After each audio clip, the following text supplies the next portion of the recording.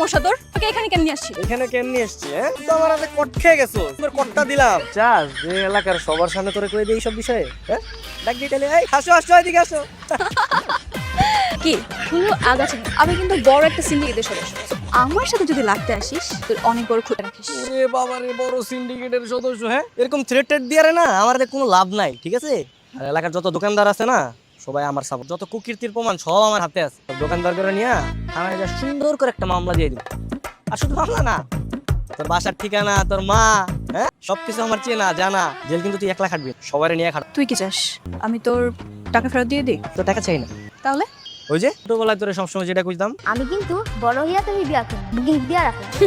মাশাআল্লাহ আমি যে সুন্দরী, তোর মতো আমাকে 100 জনে কথা, তার মানে কি আমি সবাইকে বিয়ে করবো নাকি? আশ্চর্য। তোবারই কেন বিয়ে করতে যাবি? তুই আমারে বিয়ে করবি। এই যে তোর হাত দেখি, ছোটবেলাতে যে তোরে চিহ্ন দিয়া বুক করে রাখছি, বিয়ে তো আমারই করতে। তুই নাই করস তাহলে সমস্যা নেই, আমার কাছে অপশন আছে। তো অপশন আছে, থাম, আমি টিপুন নাইলে কল দিই। কি করছিস তুই? তাহলে আমার আজকে বিয়ে করতে হইব, তোর গ্যাংয়ে আমার অ্যাড করে দিতে হইব। ঠিক আছে দেখি। আচ্ছা আচ্ছা ঠিক আছে, সমস্যা নেই, বিয়ে করব। এক কাজ কর, তুই আগামীকাল আমার বাসায় বিয়ের প্রস্তাব নিয়ে যাস।